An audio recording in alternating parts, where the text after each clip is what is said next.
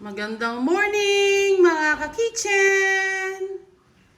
Today is Friday, January 15, 2021. Happy birthday sa aking sister, si Pepot. Yes! Today, ang ating ganap sa ating kitchen is magluluto ako ng pork adobo ala Jeng. It's just a very basic. But it's one of the all-time favorite ng mga Pilipino and even yung mga foreigner, di ba? Famous tayo sa ating adobo. Filipino adobo, di ba? Ito naman is Jeng's adobo, Kapampangan style. And ito yung ating mga ingredients na gagamitin for my pork adobo. I have here a mix pork shoulder. I use pork shoulder and pork bones para masarap, diba? Masarap yung merong buto, yung merong kang kinukutkot. And I have here brown sugar. Sa aking pork adobo is naglalagay ako ng brown sugar kasi gusto namin is yung medyo manamis-namis na yung parang dumidikit-dikit siya, yung malagkit. And then I have here the ground pepper, my chicken salt, yung aking garlic, and lots of onion. And I'm also putting tomato. Natutuhan ko yan kay mama. And I have that vinegar and yung soy sauce ko. And also I have here yung pinaka-ingredients ng ating pork adobo. Hindi mawawala yung bay leaf. Yan yung magbibigay lasa at bango sa ating bay leaf. And also I have another peppercorn. Pamintang buo naman. Yan guys. Yan lahat yung ingredients na ating gagamitin for my pork adobo. So samahan nyo ako guys at tignan nyo kung paano yung way ng pagluluto ko ng aking pork adobo Kapampangan style. Sa ating bowl mga ka-kitchen, ilalagay natin yung mga ingredients. Ito yung tinatawag naming magsasangkot siya tayo. So yan, around 3/4 cup of vinegar. And then yung soy sauce, half cup of soy sauce. Then I also put the pamintang durog, peppercorn, pamintang buo. Maglalagay tayo ng bay leaf na nag-a-add ng aroma sa ating yan, 4 pieces na bay leaf. And then ilagay na rin natin yung ating brown sugar and yung ating chicken salt. Yan guys. And then lalagyan natin ng konting sibuyas dahil marami itong sibuyas. Ito yung sasangkutsyahin muna natin para yung karne, kakapit yung lasa sa karne natin before natin siya gigisahin. And then i-add natin ng kalahating tomato and then yung iba is sasama natin sa gigisahin natin. Ganyan lang guys. Ganyan kaming mag-adobo ni mama. Ganyan akong tinuruan ni mama. I-mix mo muna yung sangkap.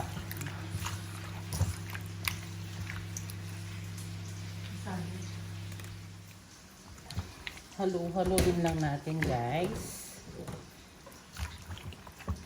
Para ma-spread ng gusto yung ating mga ingredients sa karne.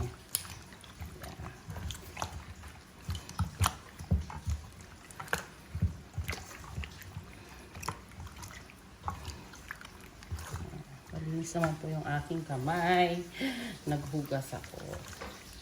Diba? Kakaiba yung style namin. May tomato. Kasi yung iba hindi naman naglalagay. Pero si mama talagang naglalagay. Kasi nag-a-add ng flavor yung ating tomato. Diba? Ayan guys. Hayaan lang natin siya ng 10 minutes para ma-absorb ng karne yung sangkap na nilagay natin dito before natin siya gigisahin. Sinalang ko na yung ating wok Okay, naglagay na ako ng oil. Lagay na natin yung ating bawang.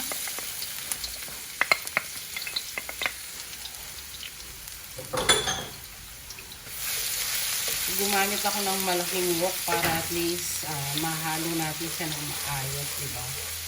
Yan.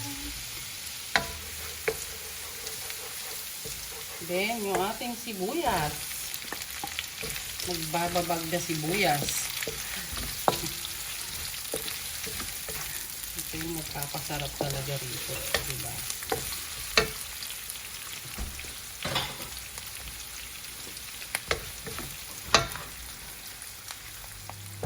Pwede na natin isunod yung ating tomato.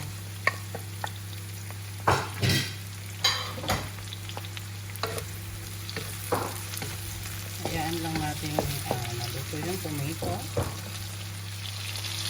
Tingnan nyo mga kitchen, dinisa pa lang yan. Wala pa yung ating karne. Pero ang ganda na ng itsura. Yan, isusunod na natin yung ating meat. Mapapansin nyo guys, meat muna yung ating ilalagay. Hindi ko muna ilalagay yung ating sauce. Kasi, hayaan muna natin lumabas yung juice ng karne. Si mama, may tinatawag siya rito. Sasabihin niya sa amin, Pabren, may pang lungkas lasa yung karne yan. Bayo may bilitang sabona. Parang sinasabi, hayaan mo munang lumabas or ma-extract yung juice ng karne. Diba? Bago ilalagay yung ating pinaka sauce ng ating adobo. Malalim na kapampangan yung lukas. Parang lumabas or ma-extract. Yun guys. So, ito yung ating natirang pinaka sauce or yung pinang-marinate natin sa adobo. Mapapansin nyo dito guys, hindi ako maglalagay ng water. Yun yung reason kaya hinahayaan muna natin hindi nilalagay yung pinaka-sauce ng ating adobo dahil kusang magtutubig yung karne. May extract yung juice niya. Yun guys. So, kailangan una, pwede nating ilagay sa medium heat. Pero pag halimbawa na-extract na yung juice, hihinaan na lang natin yung ating apoy doon. Gawin natin ng parang slow cook. Diba? So guys, hayaan muna natin. Hindi ko pa nilagay yung juice niya na. Tatakpan ko lang din. Maybe after 5 minutes, silipin natin kung ano na yung nangyari. Kung meron na nga ba siyang juice before natin ihahalo yung pinaka-juice niya. Tingnan nyo mga ka-kitchen, oh. Wala pa akong nilagay na sauce dyan. Ito pa yung sauce niya, oh. Pero diba? Saka sabi nga ni Mama, yung turo ni Mama, kapag yung mga dishes natin na may mga suka, wag daw natin laging hinahalo. Sabi nga niya, sagiwa yakaslam. Sabi, parang yung lasa ng suka is parang bumabagsik siya or maasim na maasim. Anong Tagalog sa sagiwa? Parang fresh, nagpe-fresh yung lasa ng suka natin. So yan, hahayaan lang natin siya. Slow cook lang tayo mga ka-kitchen. Hindi kailangan madaliin to. Diba? So yun mga guys. As always, lagi ko sinasabi, sa lahat pa ng hindi nakapag-subscribe ng aking YouTube channel, Jane Kitchen's Vlog, don't forget to subscribe, like, and share, and comment na rin. Mas maganda, magko-comment kayo mga ka-kitchen. Para if there's a room for improvement, gagawin natin yon. And if you have any suggestion, gagawin natin yon. And if you have any request, basta kaya, gagawin natin yon. So yun guys, I hope you enjoyed watching on my simple recipe for today, which is the most famous Filipino food, which is my pork adobo a la Jeng style. Habang hinihintay natin yung ating pork adobo, yan, nagbe-breakfast kami ng ating ate. Nahihiya siya. Nahihiya talaga. Yan guys, ginawa na ko ni ate ng scrambled egg with kidney bean. Ewan ko kung saan niya natutunan to. Healthy daw. So, yun. Healthy living kasi kami daw. Yan. Talagang ayaw niya magpakita, mga ka-kitchen. Kamay na lang ang papakita ko. Yan. Samahan niyo kami, mga ka-kitchen, habang naghihintay tayo sa ating special adobo. Ayun. Nakita niyo ba yun? Kilala niyo ba yun? Ito. Diba guys? Dahil 3 lang nga kami kumakain. Ang daming natitirang mga pagkain.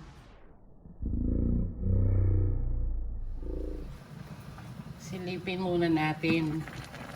O yun, guys. Tingnan nyo. Diba sabi ko sa inyo, may extract talaga yung juice. Kaya no need to add water. Kasi alam nyo ba, sabi nga ni Mama, ang araw for today is tribute to kay Mama to. Sabi nga ni Mama, kung gusto mong tumagal yung mga niluluto mong ulam, samahan mo yan ng pagmamahal, sabi niya. Hindi. Kidding aside, kailangan makaluto mo yan, lutuin mo ng gusto. At the same time, sabi niya, huwag kang nagtutubig, naglalagay ng tubig, sabi niya, mawawalan ng lasa. At the same time, madali siyang mapanis. So, yun, tinandaan ko yun. And another thing, mga ka-kitchen, alam nyo ba si Mama is meron siyang karinderya. Kahit meron siyang karinderya, yan, lutong bahay talaga yung luto niya, kaya yun, gustong-gusto ng mga suki niya. Hindi talaga kami mahilig maglagay ng water. Hindi kami nagtutubig kasi nga yun yung sekreto namin. Yung slow cook, yung hinahayaan namin lumabas mismo yung juice ng mga niluluto namin, like yung juice ng karne, diba? So yan guys, ilalagay na natin yung ating juice. Ayun, nakita nyo? So, no need tayong mag-add ng water. Hayaan lang natin. Maluluto din yan. Masarap pa siya. Malasa pa siya. Diba guys? Kaya yung, alimbawa, isang sample nung tumatagal ni Mami na may suka is yung dinuguan, yung kilawin. Ay, naku. Kahit 1 week yan, hindi yan napapanis. Kasi nga, hindi kami naglalagay ng tubig. Napansin nyo kahit yung mga niluluto kong mga veggies, di ba? Hindi rin ako naglalagay ng water doon. Yun yung sekreto doon, guys. So, sana meron kayong natutunan, di ba? So, yan guys, hayaan lang muna natin. Hanggang maluto na siya. Saka huwag tayong halo ng halo. So, pasilip-silip lang ako nito. Hindi man ako halo ng halo nga. Dahil sagi wayak aslam. Yan guys. Silipin natin siya mga kitchen kung anong itsura niya ulit. Charan! Yan. Diba? Ang sarap ng itsura niya mga kitchen. Yan ang kaibahan ng yung naglalagay ka ng tomato, medyo hindi siya maitim na maitim. Yun nga, at the same time, yung tomato nag-a-add ng flavor, di ba? Yan, less halo-halo para less sagiwa aslam. Silipin lang natin, tignan lang natin, and then after that, pwede naman natin siyang baliktarin. Halo lang natin siya ng once, baliktarin lang natin siya. Diba guys, ito yung masarap, yung pork ribs. Yan, yan. Yung meron kang kinukot-kot kesa sa puro siya ang tawag nito, puro siya pork shoulder. Ako kasi mas gusto ko yung ribs, yung meron akong nakukukot kesa dito sa may laman siya kataba. Hindi ko masyadong type yan. Mas type ko yung merong pork ribs. Kaya nagiging malasa kasi yung yung buto, 'di ba? Yun yung nag-a-add pa rin ng ano yun, lasa or flavor sa ating adobo, Jeng style. So yan guys, hayaan lang natin. Isi-simmer pa natin siya na 20 minutes pa para maging tender naman yung ating pork. Diba?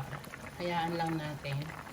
Takpan ko muna din mga after 10 minutes. Aalisin natin ulit yung takip. Hahayaan na natin siyang matuyo ng konti. Kasi masarap sa adobo yung ano yung konti lang yung sabaw, yung malagkit-lagkit siya. In Kapampangan again is sangap-sangapan niya sa buwana. Yun na, ang daming mga malalim na mga Kapampangan words ang natututunan ko. Diba? Sangap-sangapan niya sa buwana. Yung parang konting-konti lang yung sabaw niya. Yun guys, takpan natin ulit siya para lumambot na. Yan mga ka-kitchen, after 10 years later. No, after 10 minutes later, silipin natin. Oh my! Sarap! Yan! Aalisin na natin yung takip. Hahayaan na lang natin siyang mabawasan na yung ating sabaw, matutuyo, mag-e-evaporate. Hindi na siya natin tatakpan. Kasi the more na tinatakpan din nga, nagmo-moist. Yan, tignan nyo naman kasarap mga kitchen, diba?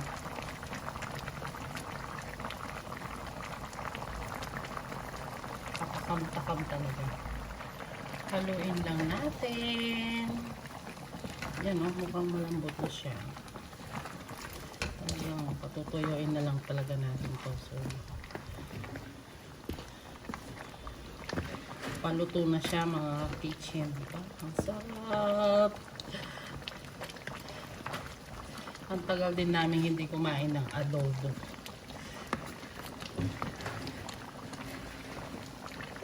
Tingnan nyo lang guys. Diba? Kasarap. Wala pang tubig yan ha. Alam nyo na yung sikreto namin.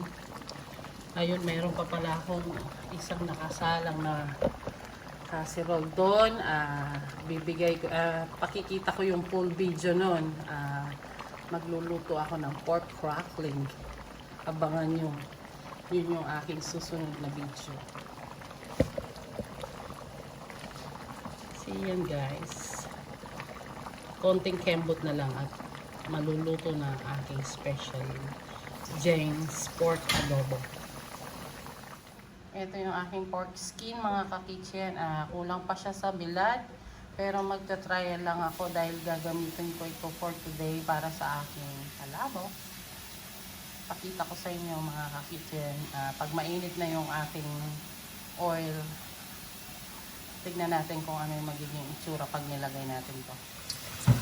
Konting kembot pa mga ka-kitchen at habang hinihintay natin malutong ang ating pork adobo, magta-try muna tayo ng aking pork crackling. Samplein natin, tignan natin kung mainit na yung mantika. Hindi pa. Hindi pa siya ganong mainit. Pero yun guys, tingnan niyo siya. 5 pa lang nilagay ko. Yun. Nakikita niyo ba? Ayan, nag-start na siya. Nagmamagic na. Excited na naman ako. Meron na naman akong pakikita sa inyo. Yun. Yun, no? Pero kulang pa sa ano to, bilad. Pero at least, diba, pwede na siya. Ayun, no? Nag-transform na again. Pipingi ako ng ano, plate na merong paper towel. Baka matunog. Yan, guys.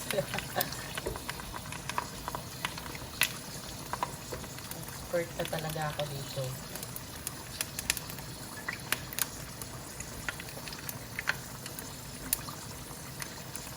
Wait na may paper towel na. Paper towel. Nagdudulog eh. Yan guys, 5 lang yung nilagay ko muna. Tinry ko lang kung mainit na yung mantika. Yan guys. hanguin muna natin yung tinry nating 5 piraso. Hayaan muna natin uminit yung mantika natin. Diba guys, hindi ka man matatakot na ipapry yung ganito. Makikita nyo ba? Diba? Sample pa lang yan.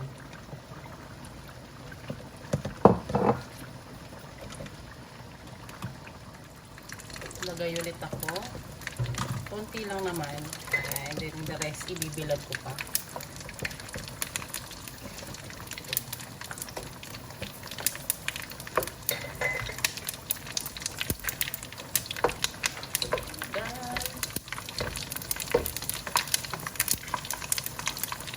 Ito kahit walang takip-takip. Hindi ka talaga matatakot. Hindi ka makikipag-away sa mantika. Guys, mga ka-kitchen, nag-rise na naman ulit siya, diba? Napakadali lang magawa pala ng ng chicharon. Gagawin ko yung full video nito, mga ka-kitchen, para naman natin ma-share ko sa inyo yung napakasimple palang proseso ng paggawa ng pork crackling. Pwede yung pang business ng mga ka-kitchen, diba? Pang extra income, sabi nga.